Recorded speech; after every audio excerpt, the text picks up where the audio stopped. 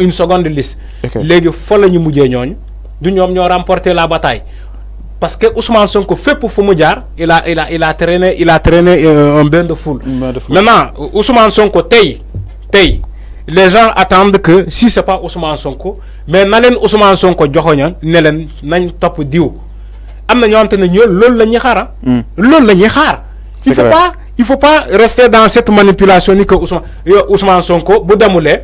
mais bu nee ñi ñi topp leen diw ñi ñi ils vont pas le faire ils vont le faire. mais enfin y a flag wax ni que ni. ma ne kaddu Ousmane Sonko dafa loolu la wax kaddu Ousmane Sonko dafa am impact mais bu nee topp leen diw tu crois que ça va pas faire d'impact. C'est clair ba tey kaddu wam la mais Abdoulaye Wade en 2019 les électorats du PDS quand Abdoulaye Wade est revenu de Versailles en France. Qu'est-ce qu'ils attendaient à ce que Abdoulaye Wade leur dit que nañ dem jàppale diw Abdoulaye Wade malheureusement il a dit. Nous ñun dañu dem élection ñun PDS ñun dañu dem PDS dañu dem élection ñun PDS mais dañu jàppale kenn foofu la yàqee le duel parce que beaucoup d'électorats du PDS attendaient à ce que Abdoulaye joxoñal parce que dafa am lu ñu gëm nit bu gëmee nit daf ko gëm ba pare c'est clair Ousmane Sonko dafa au contraire mais Sénégal lam daa def mooy Sonko la gën a gëm que esprit loolu laa la wax enfin mais non ma ne Ousmane Sonko tey dafa am ñu ko gëm dafa am ñu ko gëm am na ñoo xam ne loolu laa la wax da nga may déglu dafa am ñu gëm Ousmane Sonko mais ñu ko gëm fépp Ousmane Sonko fépp fu mu leen yóbbu ñu dem fa c'est clair moo tax ma ne la Ousmane Sonko bu ñu leen nee toujours ñu ngi ci même combat di Pastef moo tax ma ne leen topp leen si ginnaaw commencé Bassirou Diomaye Faye ils vont le faire alors c'est clair ils vont le faire c'est clair da ngay gis Bassirou Diomaye Faye même si c'est vrai que tu as raison l'impact ba mu Ousmane Sonko en tant que Ousmane Sonko sa personne physique nekk candidat ak Bassirou Diomaye Faye du nekk benn mais les gens ils vont aussi dañuy topp Bassirou Diomaye Faye. mais le choix de Bassirou Diomaye Faye aussi est-ce que nekk un choix de risque parce que Bassirou Diomaye Faye dafa nekk jonction yi sax doogoon nga fi xaw ma noo ko xamee que ni est-ce que ñoom amuñu yàkkin que ni Bassirou li ñu yóbbu. non xam naa ko justement présidentielle 2024. non xam wax na ko semaine bii passée mais jonction bi nga xam ne on est en avance si kaw Bassirou Diomaye Faye maanaam la fa bàyyi Sonko du fa génnee ki nga xam ne que moo di Bassirou donc est-ce que tey nekkul benn choix à risque. dama lay wax benn révélation tey su ma yoroon journal comme l'Observateur wala keneen ak keneen wala yor-yor am na ay titrage yoo xamante ne man dama koy titré à 72 heures. balaa événement bi di xew te ñu bëri dañuy jaxle kii fan lay jëlee information boobu dama lay wax benn révélation tey bu fekkee 5 TV Soleil la ñun lu ñuy titré nit ñi sax dañuy dal see jéem te loolu mooy méngoo ak luy am moo tax ma ne la quand je t'ai dit que ils ont fait une jonction ci le dossier Bassirou Diomaye Faye. dañuy dem quotidien sax parce que xam nañu ni que. Tu vois la question des 13 députés yu parrainé Bassirou Diomaye Faye ñëw na du ñëw na après parce que ñoom xam nañu que ni que waa ji Ousmane Sonko au cas où Ousmane Sonko demoom bi nërmelu Bassirou Diomaye Faye mooy ñëw ils sont en rapport avec les informations xam nga wax naa la ko fii la semaine passée moo tax ils savent que le procureur Abdou Karim Diop moo tax le parquet di yàkkamti ni pour ñu andi jonction ci Bassirou Diomaye Faye ñoom ils savent que ci na yàqin ni que si bu fekkee poste bu mu posté ci sa page Facebook moo ko dugal kaso yàggatu fa léegi mu génne moo tax le parquet mu sàkku ci le juge Maham Diallo à ce que ñu jonctionner le dossier mais maintenant yow yaay wax candidature risque tous les candidatures sont risquées au Sénégal. wax ma à 4 mois des élections wax ma. mais Amadou Ba moom bosam validé na. non moom Amadou Ba d'accord mais Amadou Ba c'est un candidat à risque là tu sais pourquoi. Amadou Ba n'a jamais gagné des élections. Amadou Ba ñu bëri dañ ko jàppee ni que c'est un loser c'est-à-dire que un perdant dis-moi le gars xam nga Sénégal. profil journaux yi su paree rek ñu dem. xam nga ñun profil la ñuy wax. mais dis-moi ban profil yu ñuy yóbbu lu ñuy wax yëpp sénégalais fan la yóbbee Sénégal. c'est clair en 2012 may ma daanale foofu parce que Macky Sall on parlait de profil moo tax ñi sénégalais topp ci ginnaaw. mais profil boobu fan la yóbbee Sénégal. aujourd'hui dañu nekk di wax ci Amadou Ba ni profil la alors que Amadou Ba musul gagner élection musul gagner sa bureau de vote am. si Amadou Ba bu baax a baax donc noonu. peut-être il va faire la différence si présidentielle yi ñu jëm alors ma gis taatee nga yegg exactement suñu li nga xam ne que moo di ñaareelu ponk émission c'est la revue li nga xam ne que moo di des titres lii la kay tey daal di xëy seenu xët alors da nga koy daal di commencer sans doute ci xët bu njëkk bu li nga xam ne que moo di Sud mu daal di koy exactement Sud ak Abdoulaye Daouda Diallo rend les armes mu ne kon Abdoulaye Daouda Diallo nag teg na li nga xam ne que moo di gànnaay moom itam décidé na daal di ànd nag ki nga xam ne que moo di Amadou Ba si présidentielle atoupa 2024 mais li ci jaaxal nag Abdoulaye Daouda Diallo pare na wax na ba pare te tuddul turu Amadou Ba deful ay éloge am jéem ko campagne si dara exactement qu'est-ce qui s'est réellement passé loolu mooy wane ni caaxaan la c'est-à-dire que c'est pas sa conviction moo ñu yóbbu moo ko yóbbee mu topp si ginnaaw Amadou Ba du loolu boo gisee topp na Amadou Ba si ginnaaw parce que am na pression bu lalu si ginnaawam parce que nee naa la ñii yabuñu Macky Sall Macky Sall moo leen defar ñoom Abdoulaye Daouda Diallo ñoom Amadou Ba donte nekkoon nañu ay fonctionnaires ay hauts fonctionnaires balaa ñu dugg ci politique mais tey politique moo leen defar c'est grâce à Macky Sall Macky Sall moo leen kii nii moo leen yóbbee tey ci tour mooy ci lépp moom moo leen ko jox tey maintenant bu fekkee Abdoulaye Daouda Diallo c'est Sëñ Fallou c'est nettement que bu génnee Benno Bokk Yaakaar amul fu mu jëm parce que moom kenn xamu ko mais dafa bëgg a dem nag at fa ba pare moom Macky Sall a beaucoup leur dossier yëpp la yor képp ku yëngal mais regarde le gars de Abdoulaye Diouf Sarr ba mu génnee commencé di génnee ni que moom candidat la mais Macky Sall a appelé la DIC pour ne la ñu accélérer enquête boobu nekkoon ci kii bi révélation laa lay jox Macky Sall a appelé l'a dit pour ñu accélérer le comment dire les enquêtes sur l'affaire faux Covid bi moo tax sawaay teg lépp si suuf mu bind bataaxal def marche arrière bi ne léegi mu ngi topp si ginnaaw Amadou Ba c'est clair mais c'est ça le problème alors après si dañuy daal di jàll si leneen si xët gu njëkk justement bu l'info mu daal di ko exactement l'info ak le drôle du soutien ma ni ko ñoom drôle la nga tuddee exactement ndax jàpp ne ni lu nu mel égul kenn ki nga xam ne que moo di Abdoulaye Daouda Diallo en tout cas Abdoulaye Daouda Diallo nag nee na waaw ki nga xam ne que moo di le président Macky Sall alors qu'il a adoupé Macky Sall justement le long de son discours Abdoulaye Daouda Diallo n'a pas prononcé le nom d'Amadou Ba maanaam discours bi lu muy gudd ki nga xam ne que moo di Abdoulaye Daouda Diallo nag waxul turu ki nga xam ne que moo di Amadou Ba ministre gu njëkk bu l'info ñu daal di jàll si beneen alors le quotidien mu daal di exactement le quotidien ak li nga xam ne que moo di soutien à Amadou Ba Abdoulaye Daouda Diallo sans mot man ni ko nag wax na li nga xam ne que moo di ay kàddoom waaye kàddu yooyu nag nekkul ay mots naturels mais ay métit la daal di wax exactement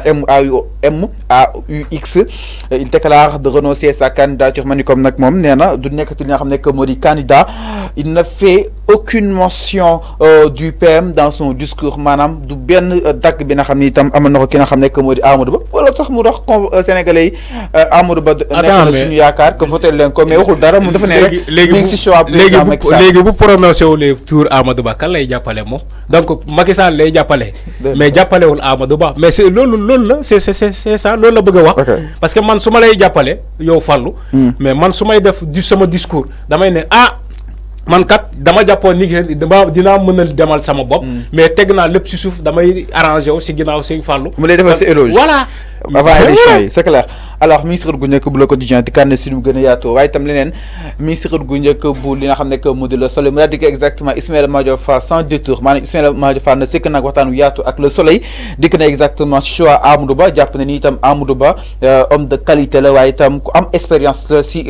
domaine bi nga xam ni itam la ko daal di xamee waaye ñëw na exactement si mbiru ki nga xam ne que mu di Ousmane Sonko nee na ba tey mi ngi taxaw fu mu daal di taxaw que ni jamono ji nag waxtu wi nga xam ni itam joxoon nañ ko Ousmane Sonko pour mu daal di li nga xam ne que moo di indi acte de non acquiescement bi dafa daal di weesu waaye itam di kan exactement si mbiru ki nga xam ne que moo di Khalifa Sall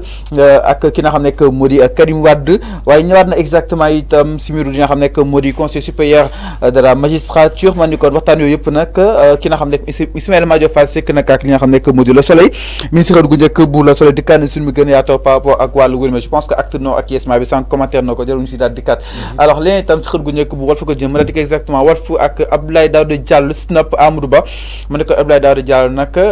décidé na pour daal di ànd ki nga xam ne que moo di Amadou Ba retiré na li nga xam ne que moo di sa candidature ministre gu njëkk bi nga xam ne que moo di Walf Quotidien rentrée des classes ñu koy daal di wàcc fii Sénégal alerte le déficit d'enseignants ma ni kon nag jàngalekat yi matul jëm si li nga xam ne que moo di école yi waaye itam mën baa ngi si école yi di daal di sonal li nga xam ne que moo di ndaw ña man ni kon bii de année scolaire dina nekk année scolaire bu xaw a li nga xam ne que moo di tagga témbe mi si xët gu njëkk bu Walf Quotidien xët gu njëkk bu social yi ñu daal di jàll su mu daal di exactement ak le plan de Ousmane Sonko entend se faire parrainer pour les citoyens man ni kon nag Sonko dafa daal di am benn ko plan bu yees plan bi bokk na mu daal di li nga xam ne que moo di justement yóbbu Bassirou Diomaye Faye mu daal di nekk comme candidat peut-être ay supposition li ñuy daal di teg ndaxte moom demandé na li nga xam ne que moo di député yi 13 si ñoom ñu daal di parrainer ki nga xam ne que moo di Bassirou Diomaye Faye ñi sa des aussi daal di koy parrainel ma ni kon moom risque la mu daal di yóbbu kenn rek jëm si wàllu wunu mel la du boppam au cas où si il est recalé ma ni kon nag plan de Sonko parrainage bi mi ngi noonu si xër gu ñëkk bu susu nee na moom di nga ko lijjantil parrainage askan wi comme ni nga ko lijjantilee ki nga xam ne que moo di Bassirou Diomaye Faye xër gu ñëkk bu waa mën a c'est possible Sonko nekk candidat Bassirou Diomaye Faye aussi nekkaale candidat c'est en même temps. Ouais, mais bien sûr. parce que Pastef tas nañ ko nekkatul entité. Ouais, ku nekk mën na dem sa candidat sa candidature c'est indépendant. Oui, bien sûr mën na am. Il y a combien de membres parallèles de Benno Bokk Yaakaar mais loolu aussi mais loolu aussi. eux ils peuvent mais bien sûr ñoom tamit mën nañu créer seen stratégie créer des candidatures parallèles. De Pastef bien sûr mën na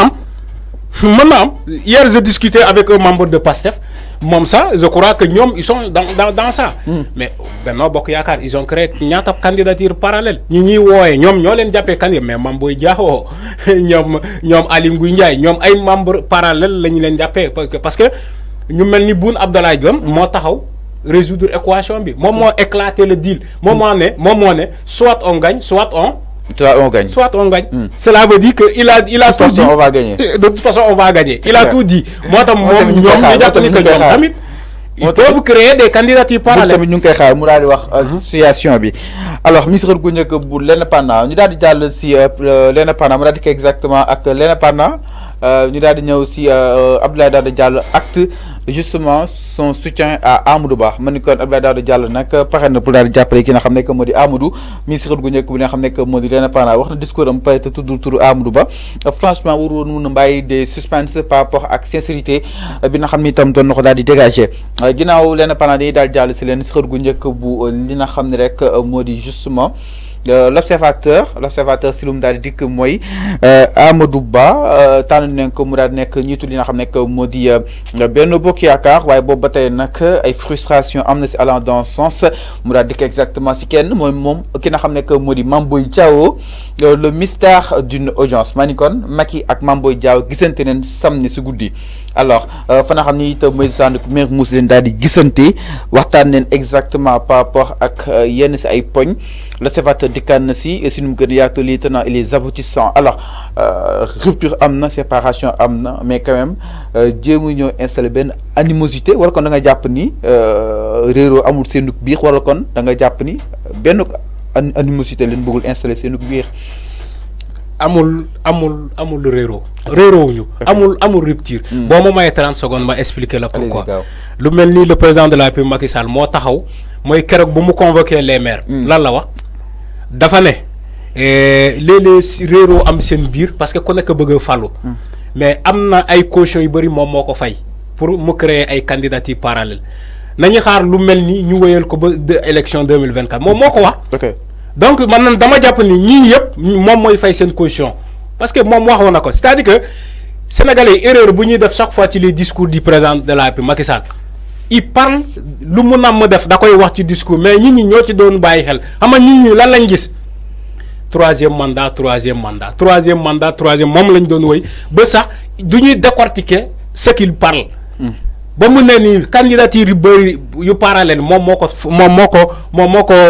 moo fay caution yi. moom moo fay caution yi moo financé yooyu après ñooñu dem mu bàyyi leen ñoom ñu dem donc nañu xaar ñu mel ni ñu wéyal ko ci élection jusqu'en 2024 donc ñoom Mame Boye Diao gisee bu ñuy gisante ak le président de nekkul neen la. donc jàpp na ni ça veut tout dire. ces candidats moom mooy fay caution yooyu yëpp le président de mooy fay caution yooyu yëpp que ça soit Mame Boye Diao, que ça soit comment adresse Aliou Ngouille Ndiaye, que ça soit ñom ñep mom mo leen ilif mom moy fay parrainage ki parce que bul faté ñom ñoo taxaw ne leen ñom ñoy continuer di ngank Sénégal ba 2000 horizon 2035 du loolu lañu wax PSE bi mais PSE bi mënuñu ko gagner horizon 2035 en étant un seul candidat dans Benno Bokk Yaakaar mënul am légui buñ démé deuxième tour ñan lañuy am comme ay alliés parce que les opposants là ne vont pas venir s'allier même si en politique on dit jamais mais les opposants ak métit bo xamanté mom lañuy tek buñ démé comment même mané buñ démé bu féké Benno Bokk Yaakaar amna un seul candidat amul ay candidatures parallèles buñ démé deuxième tour même Yawou Dial la wax bu génné deuxième tour opposants yépp Yawou Dial lañuy jappalé parce que xamaluta changement lañuy bëgg loolu ñom tamit loolu motax ñom ils ont très bien compris ngay gis ay candidatures parallèles di naan wooy damay takkaliko ak Benno Bokk Yaakaar ban je suis frustré loolu yépp amul alors cinéma donc la alors soutien à Amadou Ba diagnostic du oui et ni non à Abdoulaye Daouda Diallo ministre gu nekk bu l'Observateur alors après l'Obs dañuy daal di jàll si leneen si xët gu njëkk bu li nga xam ne que moo di justement donc mi ngi noonu loolu gën a fës si l'Observateur di cette audience bi nga xam ne itam président Macky Sall sekk na ak ki nga xam ne que moo di Mame Boye Diao l'Indépendant mu daal di exactement si Abdoulaye Daouda Diallo acte son soutien jëm si Amadou Ba la tribune moom tamit soo la daal di kat que ni jëmona ji Amadou Ba une année d'échec la ko daal tuddee exactement ma ni kon nag ba nga ko daal di fale mu daal di nekk premier ministre le 7 bi la woon am na 1 an presque ëpp na sax 1 an waaye une année d'échec la nga daal tuddee exactement lu ma ko peut-être mu nekkoon benn gouvernement d'attaque benn gouvernement d'urgence comme ni ko doon waxee à cette époque ma ni kon nag tribune nee na dafa daal di lajj ndaxte solution yi nag trouvé wuñu ko jëm si wàllu ndaw ñi waaye itam inondation yaa ngi fii ak aussi cherté li nga xam rek mooy dund bi échec de son gouvernement de combat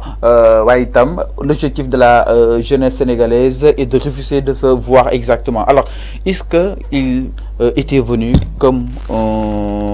peut-être un candidat wala comme sax comme une personne war a mën a résoudre li nga xam nekk moo di ses préoccupations wala comme dafa doon ñëw pour daal di koy préparer mu daal di nekk candidat Benno Bokk Yaakaar. non man d'accord ma dafa ñëw pour résoudre parce que loolu mooy le gouvernement de rupture bu mu Macky Sall doon woote fii. mu loolu moo tax mu fal premier ministre. mais est-ce que loolu la exactement mais attends tu sais non mais loolu la pour mu réussir sa politique tu sais le président de la République nekkoon na fi sans premier ministre ndax yaa ngi fàttaliku depuis le Covid-19 dañoo daanoon le premier ministre ñu éliminer ko ñu ne ko gongo doxalal mooy maanaam il n'a pas besoin de consulter moom mën na jël ndogal moom ak kenn bu mu doxalee après Covid bi ci la jàpp ni que c'est urgent de créer un gouvernement de créer un premier ministre mooy maanaam pour avoir rupture moom la ñu wooyee un gouvernement de combat maintenant combat boobu quand le premier ministre est venu Amadou Ba on attendait à ce que Amadou Ba mu andi ay saafara par rapport ay jafe-jafe sénégalais yi mooy maanaam la question des inondations la jeunesse l'emploi mooy maanaam immigration bi leneen ak leneen mais ce qu'on a vu Amadou Ba moo tax man je suis un peu d'accord avec la tribune lu mu bind mooy maanaam Amadou Ba une année d'échec parce que Amadou Ba boo xoolee ci Amadou Ba bu mu nekkee ministre ba léegi wax ma lan la sénégalais yi ne gongo affaire mu ngi continuer di wulee ñaay mais xoolal immigration bi on a traîné combien de morts ci immigration bi amul politique boobu base pour mën a retenir les jeunes yaa ngi daw emploi bi léegi la gën a jafe pour nga am ko pourtant Amadou Ba la ñuy wax quand bu ñu dàkkee le ministre des sports comment dirais-je Matar Ba Amadou Ba a occupé le poste de ministre des sports wax ma diggante bi sport lan na dégg gongo amul mais regarde les mots du sport actuellement je parle de mots AUX mooy maanaam kii ni les problèmes actuellement que gangrène le sport du Sénégal Amadou Ba mënu fa andi saafara les clubs sénégalais se sont font éliminer même si jëkkewul ci moom regarde comment dirais-je la coupe du Sénégal bu ñuy jël yóbbu ko stade Abdoulaye de Diamniadio yóbbu ay club isolé leen Amadou Ba addu si leneen ak leneen boo xam te ne moo gangrène sport Sénégal tey mu ngi wax ay sonkorisation Mame Boye Diao leneen ak leneen tout ça Amadou Ba moo ñëw Amadou Ba addu si c'est clair. pourtant on parlait de gouvernement d'attaque. Lan la ñuy wax ci Amadou Ba son profil. Il est un technocrate. Il est expérimenté. Maintenant quand Amadou Ba était le directeur général des impôts. Mais foofu le dossier Mamour Diallo xewee. C'est clair. ba ñëpp jàpp ni que c'était Amadou Ba qui était si ginnaaw loolu. moo tax ma ne la waa ji fépp fu mu jaar. Il y a des problèmes. Merci beaucoup. Il y a des problèmes.